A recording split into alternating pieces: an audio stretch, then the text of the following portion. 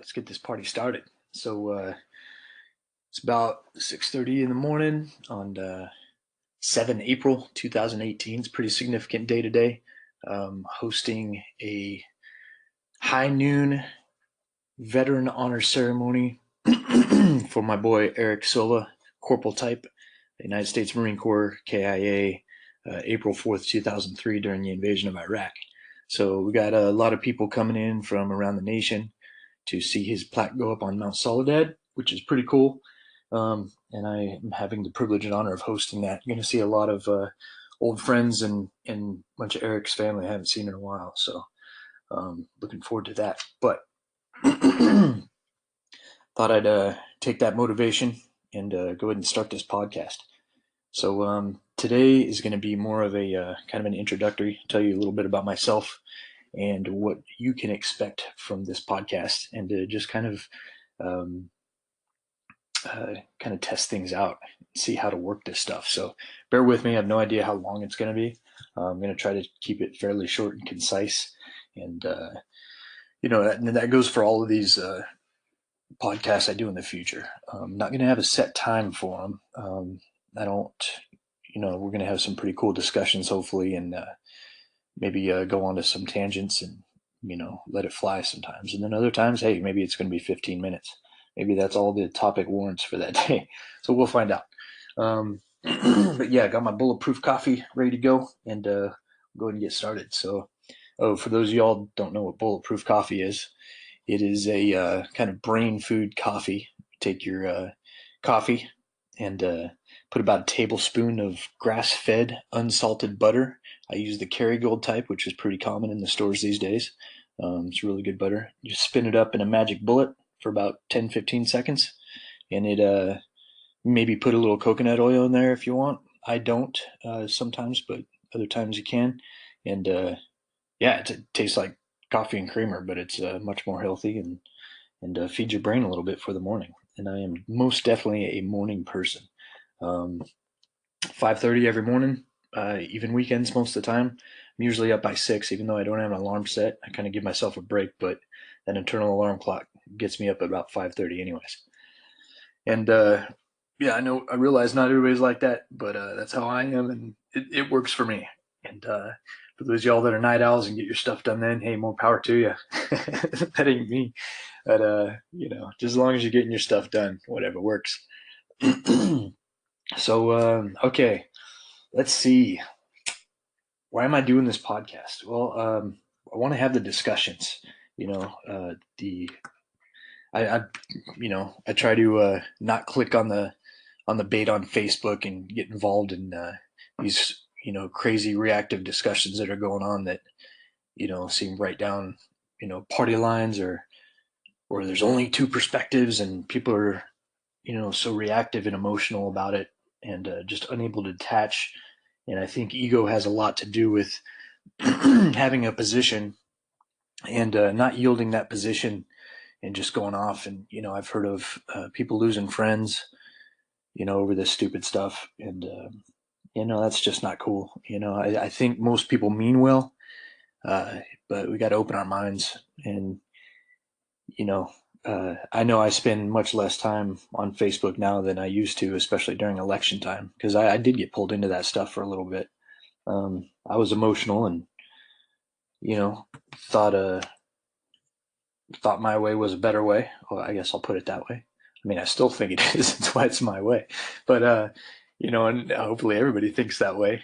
If you don't think your way is the best way, then change your way. Uh, so, anyways, yeah, with Facebook and their algorithms and all that, once I realized, and I know nothing about how their algorithms work. All I know is the more you click on something, the more data is collected about yourself, and the more stuff they put in front of your face, because that's what kind of stuff you're into. So obviously there's echo chambers that get created because people click on the stuff they like, and then they end up just hearing, the reinforcements from the stuff they like, and that doesn't broaden your horizons one bit.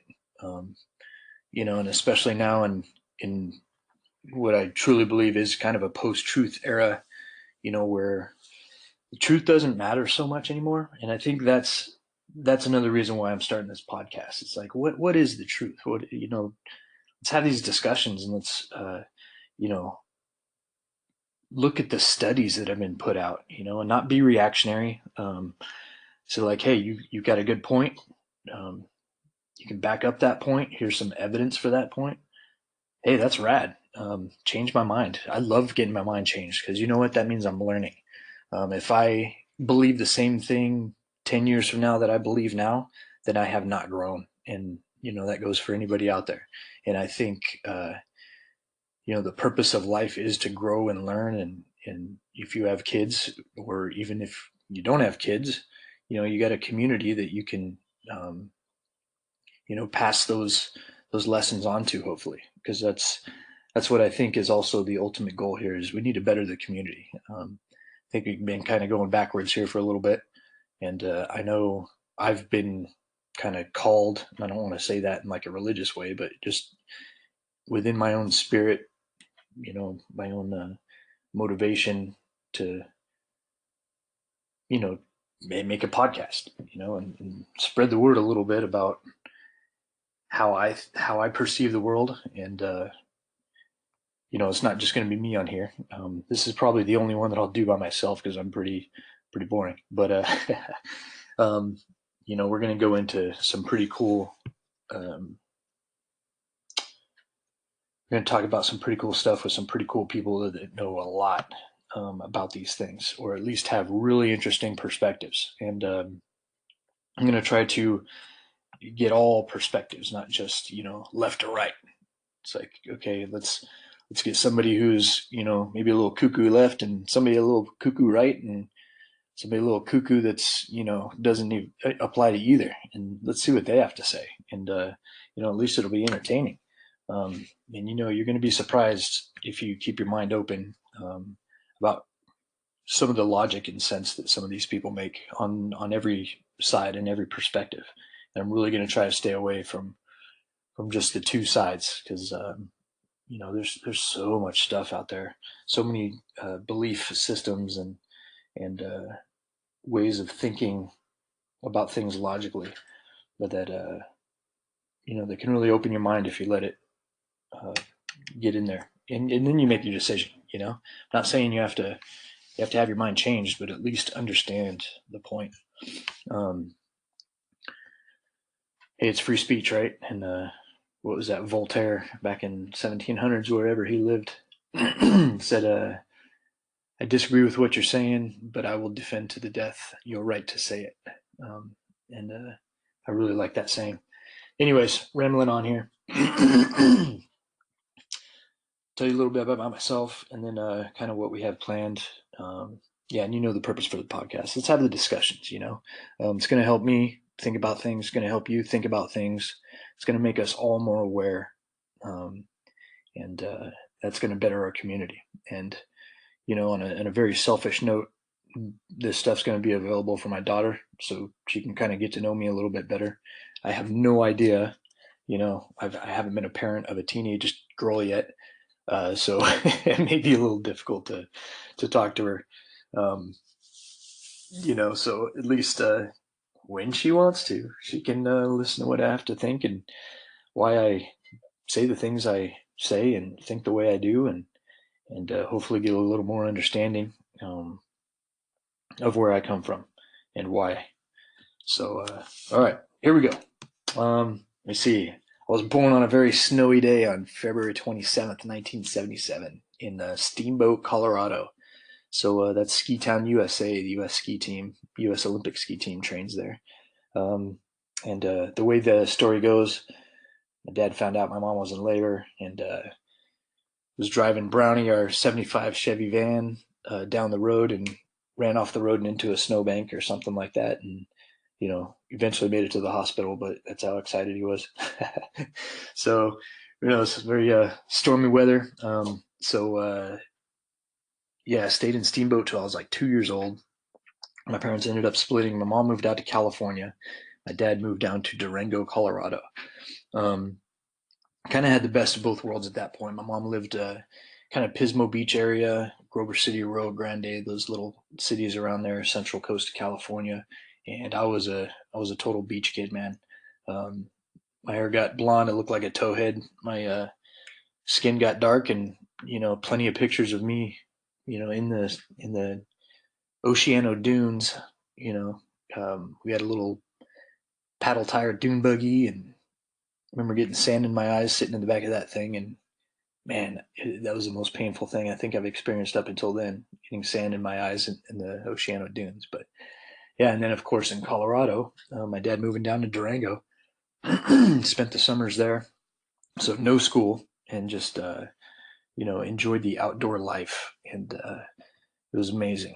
Um, Climbing mountains, I've been back there a few years ago, and how small the little valley we lived in. And I remember when I was a little kid, just how big everything looked. We had a little cliff across the county road from where we lived that a lot of rock climbers would go climb that cliff, and it seemed like it touched the sky. And I always thought when I was a kid it was gonna, fall down and crush our house.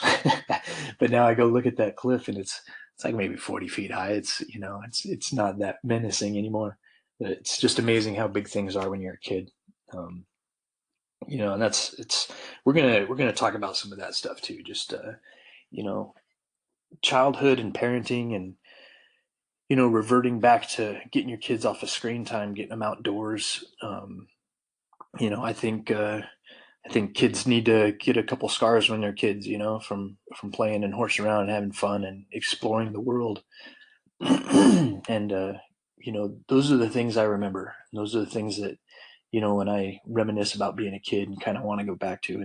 It's the outdoor stuff, the camping with my dad, and you know walking across beaver dams and playing in the snow and stuff like that. I know I had a lot of screen time because I remember waking up at 4 in the morning and watching my cartoons until it was time to get ready for school. And that was probably about an hour or two every morning of, cartoons. But, I don't remember any of that stuff.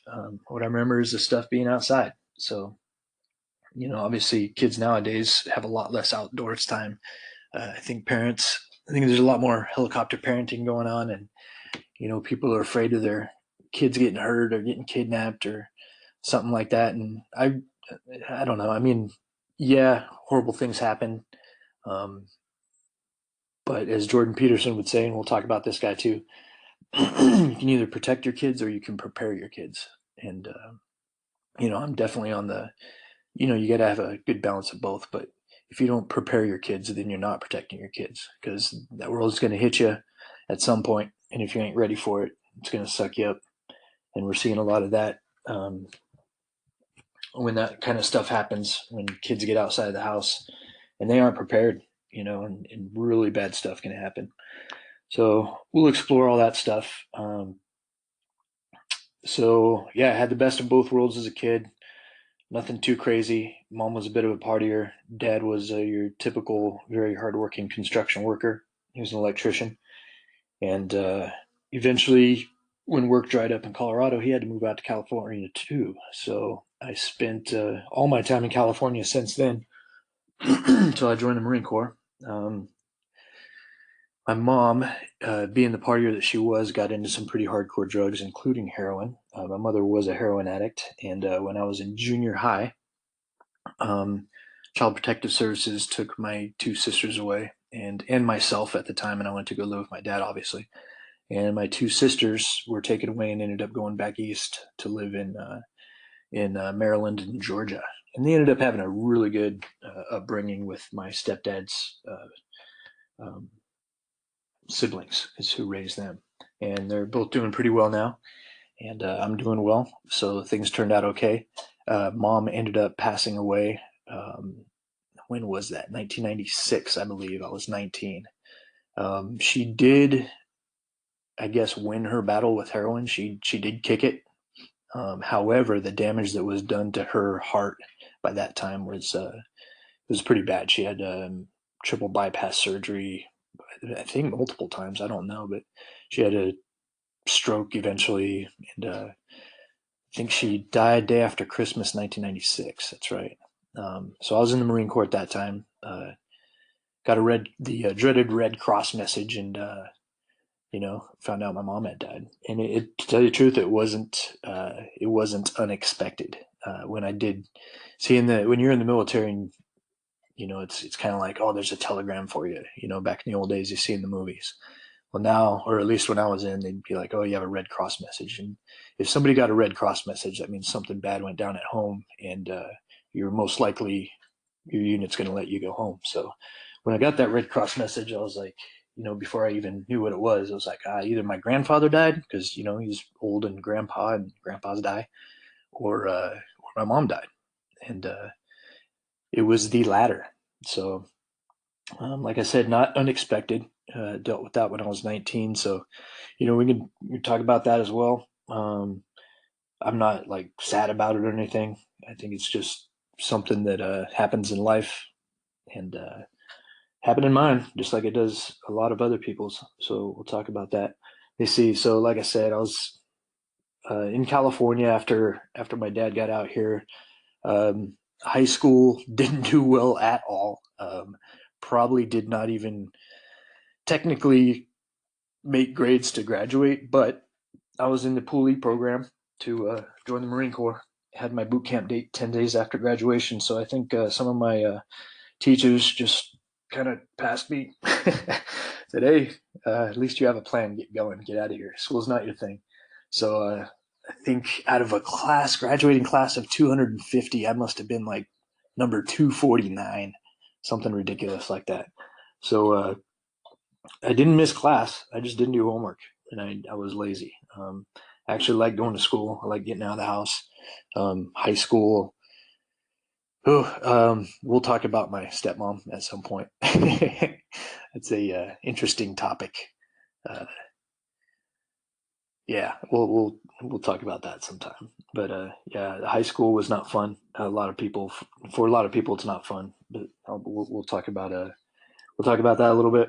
What did I do in high school? Went to class, didn't do work, didn't make grades a lot of times so that I could play sports. And played football. Well, I practiced football. I was a horrible football player, and did not play much at all, but I was at practice. I was on the team, and wrestler. And wrestling was kind of my sport. I was pretty good in practice. I was actually, not a bad wrestler. However, that did not transition to the mat. And I'll tell you what, I was a little intimidated every time I went out there on the mat. I mean, so my record wasn't that great. Um, after I finished my senior year, my coach did give me the coach's award though, which was really a shock to me because I just I didn't do very well. Um, but and we had a really good team. We had some guys, or yeah, two guys, Arriaga brothers, both went to state. Randy Velarde went to state, and placed. All these kids, they were really good. So, and of course they're the MVPs and all that. But yeah, I was really surprised to get that award, and I don't know. Talk about that too, in the mindset and how the Marine Corps changed that for me, and it kind of gave me a more aggressive mindset, which is a little better for me now that I'm in jujitsu. And we'll talk about the gentle art jujitsu. That's what that means. Literally, the literal translation is the gentle art, and is my new love as far as activities goes. Um, all right, so joined the Marines. Got stationed in Hawaii, which was awesome. I just asked for those orders, traded some guy that was from North Carolina. He wanted to go home, and I had orders in North Carolina, and he had orders to Hawaii, and we just switched orders. So I spent my first 3 years in Hawaii, met some really, really awesome guys, had a lot of fun there. One of the best periods of my life. and then I got accepted to a program called the Marine Security Guard Program, where I was actually one of the Marine guards of the U.S. embassies. So it's a pretty cool, prestigious program there, and did that for just short of 3 years. I was in Conakry, Guinea, which is in Western Africa, and San Jose, Costa Rica. Which so you get a bad post and you get a good post. Now they have 3 posts. I don't know how that works, but back when I was in, however good your first post was, that's how bad your last post was, and vice versa. So if you had a really bad first post, and you got a really good second post.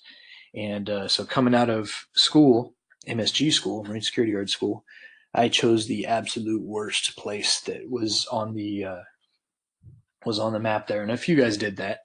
One guy went to Monrovia, Liberia, which I think was my first choice. And then, Liberia, man, we'll talk about that place. That place is still a mess. There's a couple really good Vice embedded. I don't want to say embedded, but a few people go into Vice or from Vice go and report about that.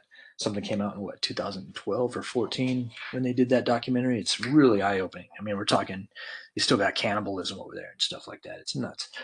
Um, and Conakry, Guinea is right next to that. So a lot of my English speaking friends, because Guinea is a French speaking country, but a lot of my English speaking friends were refugees from Sierra Leone and Liberia. Sierra Leone, if you've seen the movie Blood Diamond, that's is also, along with Liberia, is one of the really hard hit countries in West Africa during the Diamond Wars. And that movie Blood Diamond, I was in Guinea, which was the country that Leonardo DiCaprio was trying to get to in that movie. I was in the country that year, 1999, where that movie was based on. I thought they did a really good job with it too. Um, definitely met a lot of South African um, mercenaries and things like that, and those guys were hardcore. And the only guys that I knew that had seen combat, because we didn't have any big wars going on, and these guys would strap little 8mm cameras to their helmets and film their footage, of them defending diamond mines and whatever the hell they were doing. It's pretty crazy.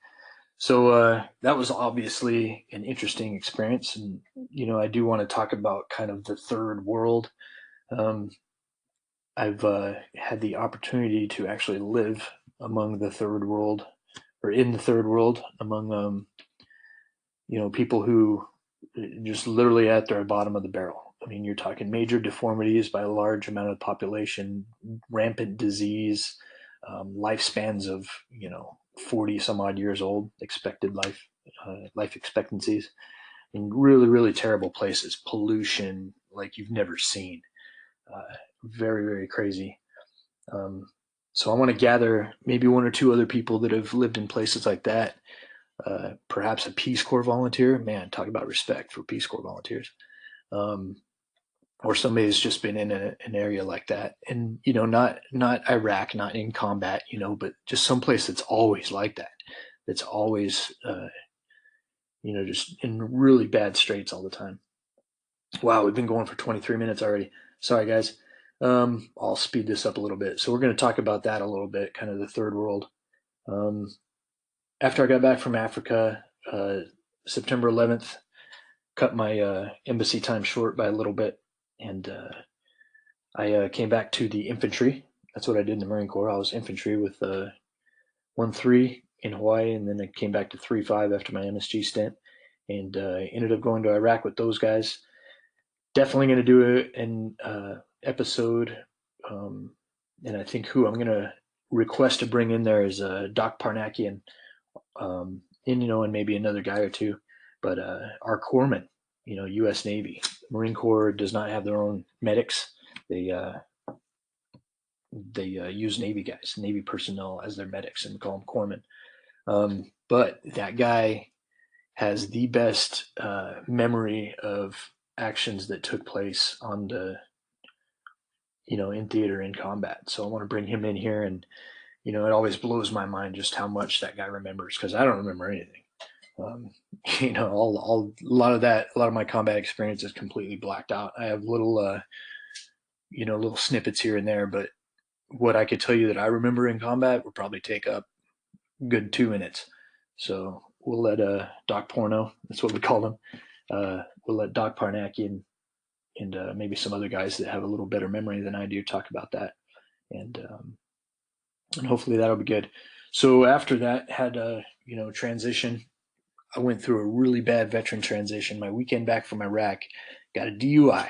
I was the one guy, one of the few guys that had a vehicle on base. I stored my vehicle on base. So of course, when we all get back, hey, Donnelly's got he's got a car. Let's go out and party. Of course, we haven't drank in however many months we were gone, and yeah, I got a DUI. So stupid. Um, I was on my way out of the Marine Corps anyway, so the Marine Corps didn't do anything. I didn't lose rank or anything like that. They just let me go get dealt with in the civilian system, which they did. Obviously, got charged and convicted of driving under the influence. So not a good start to my veterans transition, and probably the worst point in my life was the few months or years, probably wow, probably a couple years actually, a little over a year. Just was at a really low point. Ended up going to school. My boy Peter Swing, I'll get him on here. Super smart cat.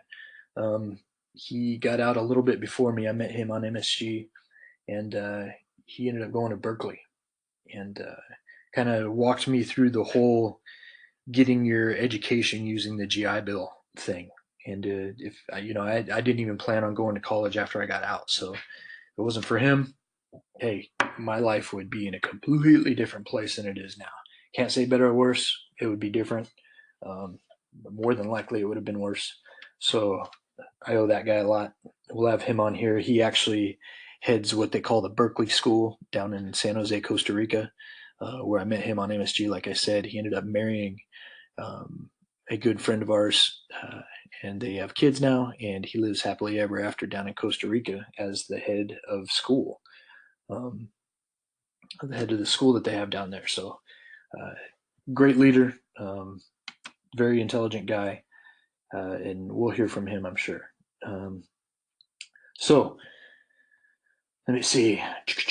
Ended up climbing out of that hole, and finally transferred to San Diego State University in 2006. And this is where things really started to pick up.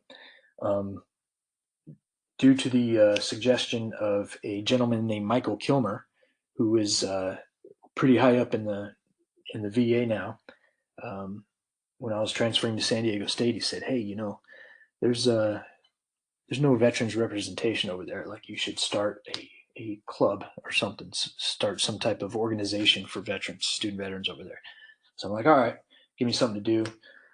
Literally, the first semester I got to San Diego State, founded the student veteran organization, and when I start doing videos, because there's going to be videos accompanying of my bar.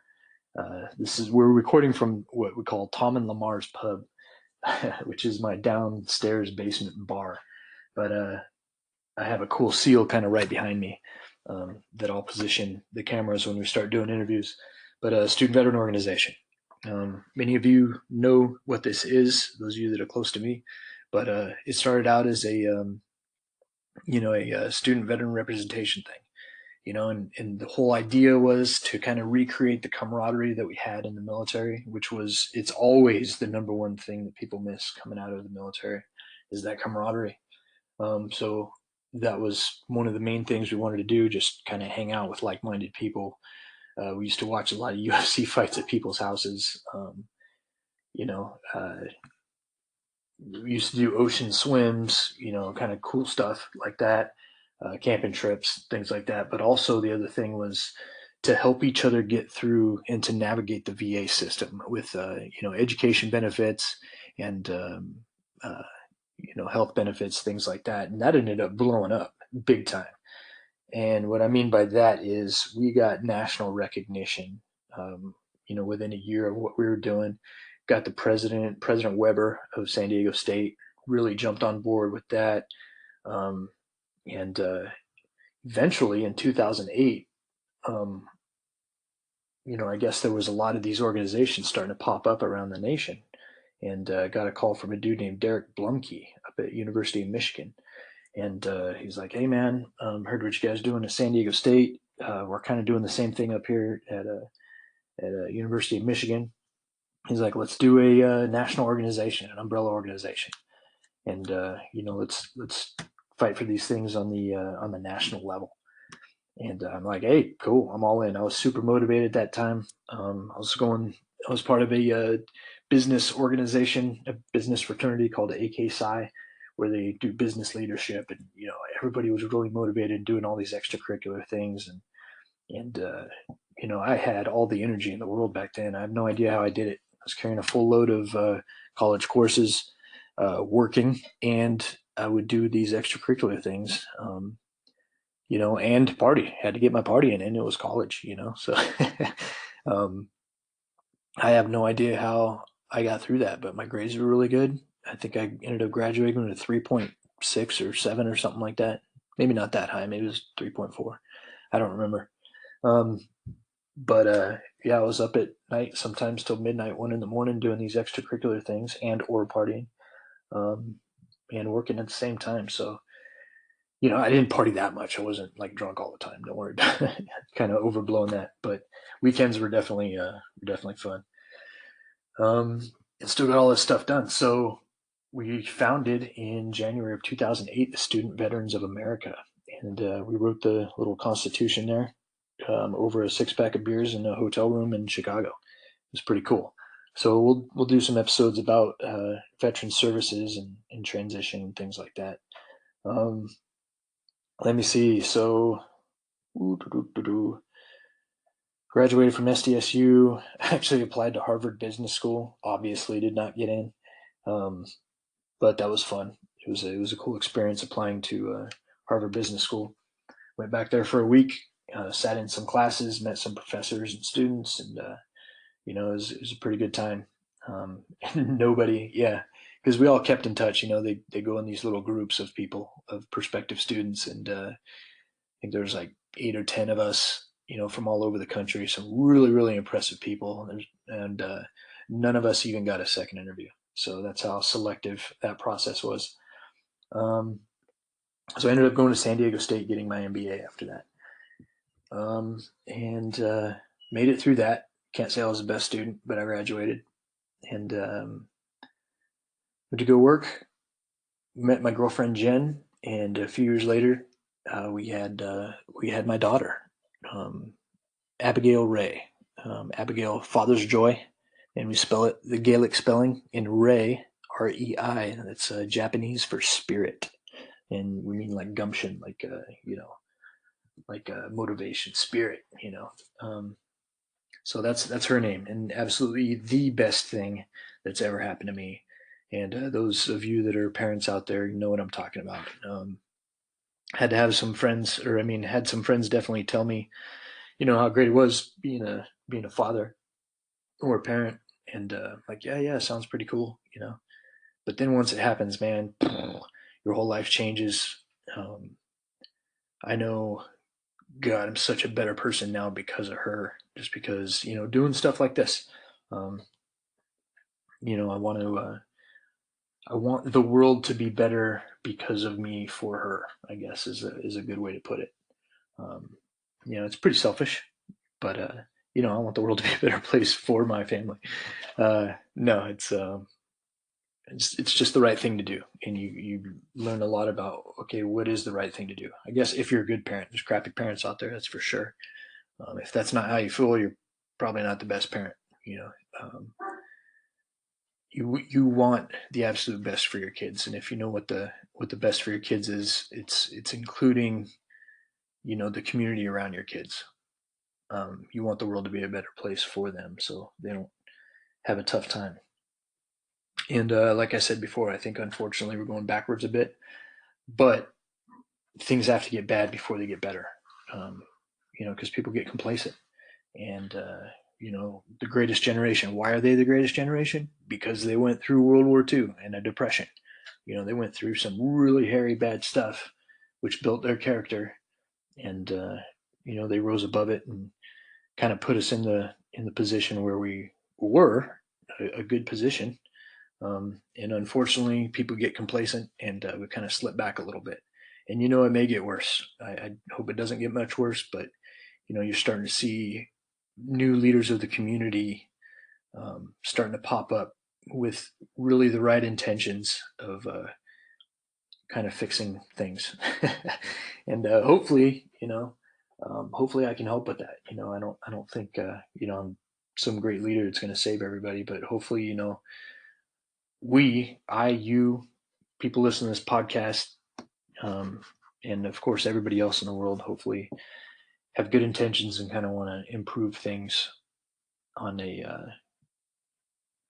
kind of on a community behalf, whether it is for selfish reasons. My reasons are selfish. I want my daughter to have a better world than what we have now. If that's your selfish reason, more power to you. Um, just know that it's you can't retract into isolationism and let the world go to hell and think that your kids are going to have a better go at it. It doesn't work that way. You can definitely prepare your kids, but you also want to make the community and the world around them better, so they don't have to prepare them, but they shouldn't have to, right? All right. So where are we at? We're getting close to current times. Like I said before, I found jujitsu. We're going to talk a little bit about jujitsu and how that has made me also a better person all around. It's made me fit, definitely. Um, Makes me watch my diet because I know that if I eat like crap and I get out there on the mats, I'm going to start gassing, and that sucks. So, and it just makes you think it's like a what did I hear on Rogan the other day? He's a jujitsu black belt, Gracie jujitsu black belt, which is really good. Um, he said jujitsu is making complex decisions under extreme duress, like constantly making uh, complex decisions under extreme duress. And it really is. I mean, you're sitting there, and it's the same with wrestling in high school. You got to figure out while this other dude's trying to kill you, how to not get killed and how to kill him. And I don't want to say kill. It's obviously, you're not trying to kill each other, but you're trying to submit the other person. And the real world purpose of that, you're trying to get him in a position where you could kill him if you had to. So it's obviously we're jujitsu players, and I'm just a white belt. I'm not like any type of awesome jujitsu player, but that it's great for self defense. As soon as Abby is 4 years old, she's getting on those mats, and I really really hope she likes it. If she doesn't like it, obviously I'm not going to force her to do it, but I'm going to do everything within my power to get her to love that. So not only will she be able to protect herself, but she's going to learn discipline and respect and confidence. I mean, you got a kid in jujitsu, regularly, and they have a good coach, they are going to be exceptional children. I don't really know any exception to that. It's just a great thing. So obviously, I'll get off the jujitsu knob here. We'll save that for another episode, and I'll get some people in here who are much better than I do. Maybe my coach, um, have him talk about it. So some of the other episodes we're going to obviously get into some parenting. I'm going to talk about Africa, like I said, combat experience, military, veterans issues, post-traumatic stress, um, fitness, diet, religion. Hey, we're gonna get on the topic of religion and politics and current events, all that controversial stuff. Those are going to be the interesting ones. So, I've got a lot of really, really intelligent people from all different perspectives that have great reasons for believing the things that they do, and believing what they think is the right way. And we're gonna hear from all of them, and it's gonna be a lot of fun. And don't worry, we're not gonna start arguing and do all that stuff. Like I said, the whole purpose of this thing is to kind of open people's minds and present things logically. We're going to have references as often as possible. If somebody makes a statement, they're going to be able to back it up, with either studies or I guess studies. I mean, or fact checking, things like that. We're not just going to sit here and make up things and talk about things and then not have any backup for them. So my goal is for anything that you hear here or see here, because we're going to do videos of this too, is going to be backed up and factual. Because if we don't have the truth, we don't have anything. So I wonder if you guys can hear my dogs barking at the neighbor's dogs right now. Hopefully not.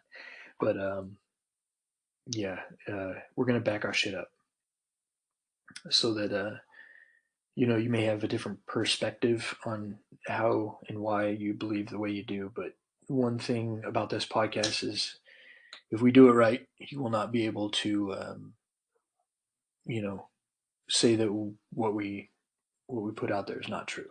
That is one of my main goals. Okay. Hey, we'll talk about some sports a little bit. Football season comes around, or baseball playoffs start coming around. Maybe talk a little bit of sports. Aside from the Denver Broncos in the NFL, I really don't know much. Uh, I'm a casual fan after that. Let me see. We're going to talk about psychology. Um, I loved my major in college, but psychology would have also been really cool. I've been getting into Jordan Peterson, Sam Harris a lot lately. More so Jordan Peterson. Uh, and I think he gets a pretty bad rap.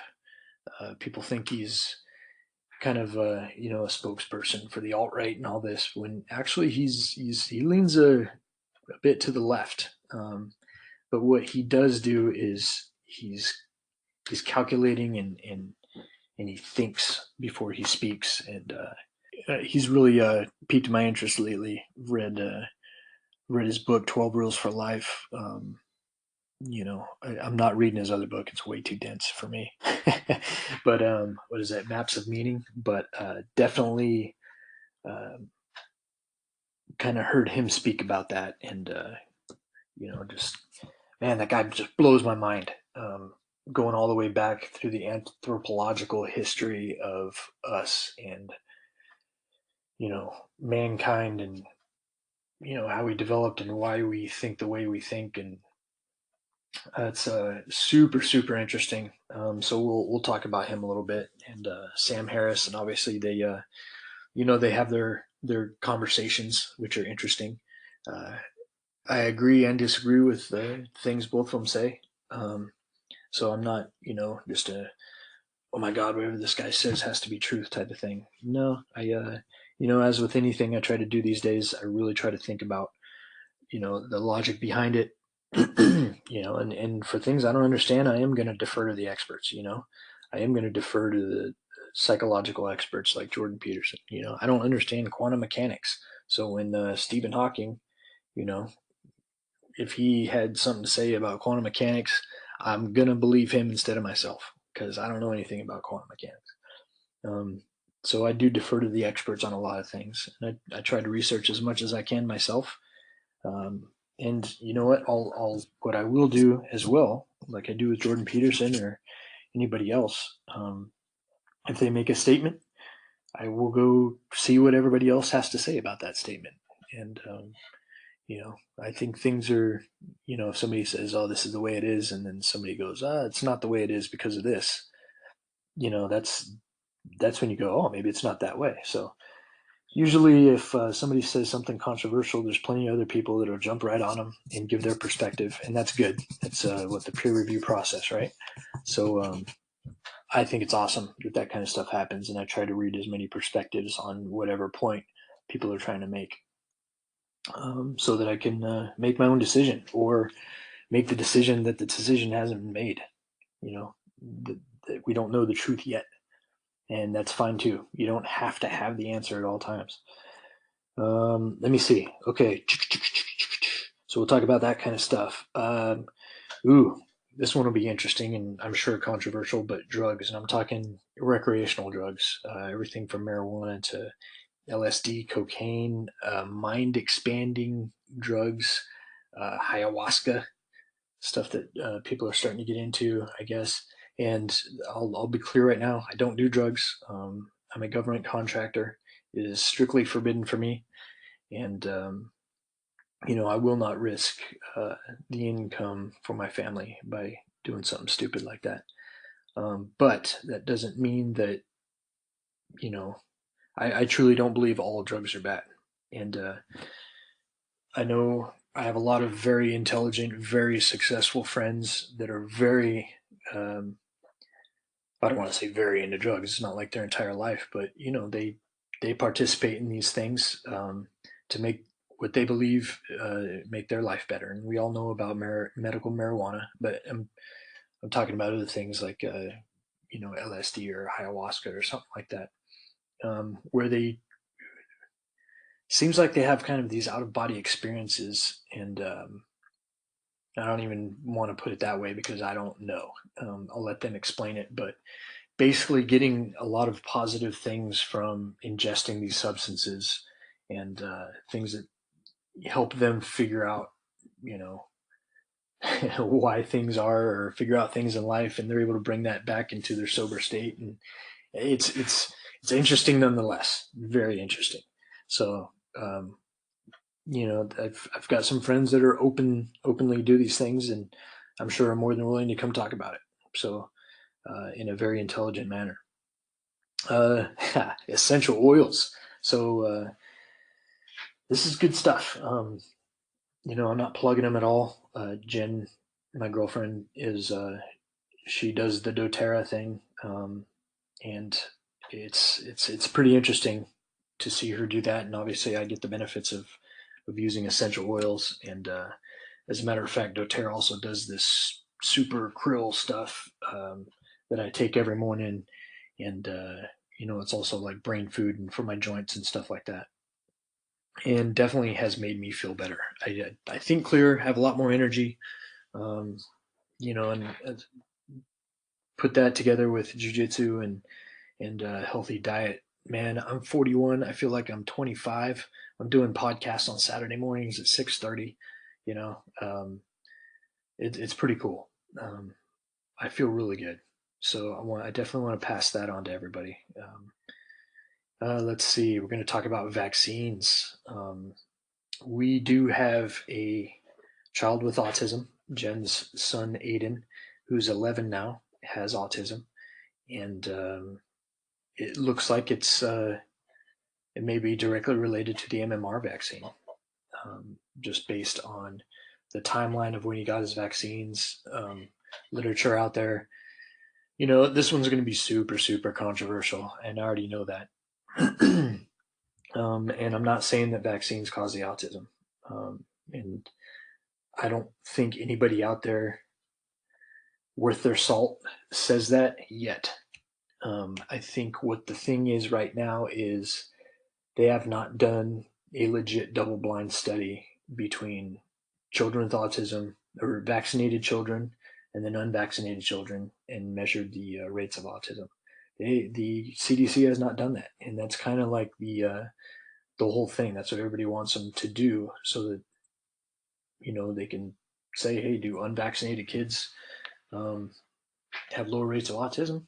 You know, uh, and the doctors that have gathered this data, um, some of the doctors that have gathered this data on with a very small sample size, obviously, I think the biggest one is maybe 3,000 or something like that. But the data that they've collected thus far seems to show that unvaccinated children are much more healthy as far as rates of autism and things like that. And there's the CDC plan, obviously.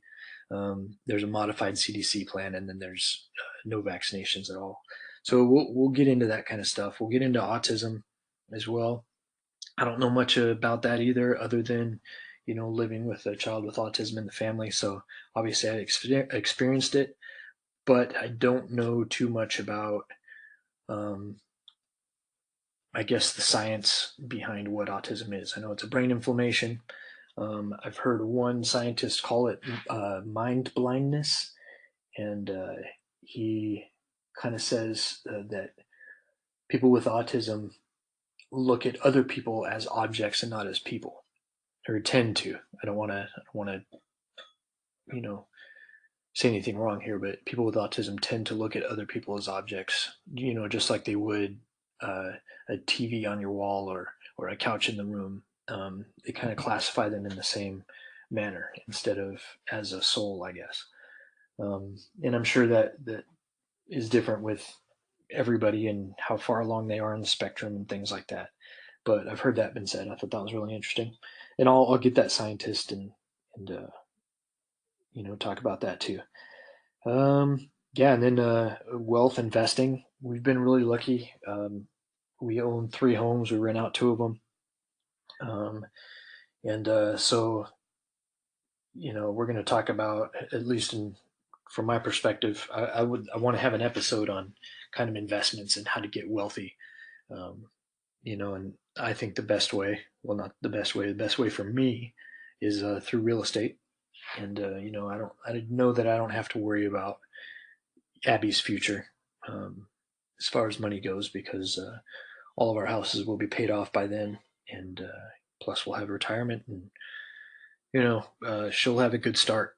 And she's definitely going to raise her to where she has to, earn her own way, but she's also not going to have to climb up from literally nothing. You know, um, she's going to have a good start and have all the opportunity for her, and we're going to teach her to take advantage of that and expand it. So that's about it.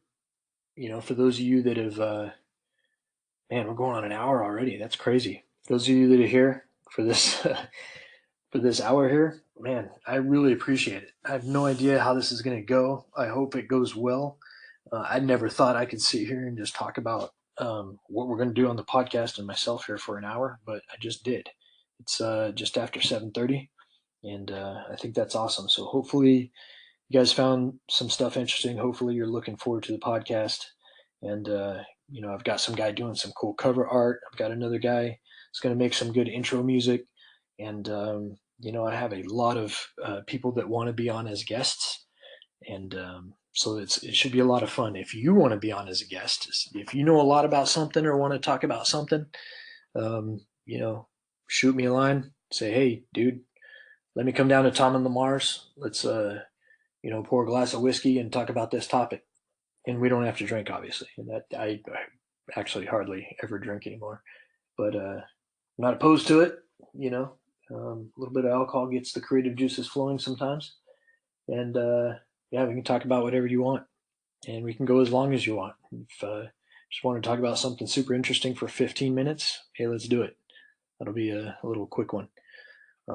If it goes off for 3 hours, like Rogan or something like that, hey, then I guess we had a really, really good one. Anyways, I'm going to go ahead and get out of here. So, again, thanks for listening to the Indomitable Spirit podcast. Indomitable Spirit. Why did I name it that? Inconquerable, unconquerable spirit. All right, that's what indomitable means. I I don't know. We'll talk about it. So, have a good one. Beat yesterday. As long as you improve on yesterday, then you're doing well. Take the baby steps, and you'll be super surprised at how far you are in a year.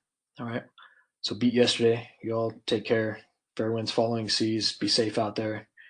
All that other good stuff. Nathaniel Donnelly signing off.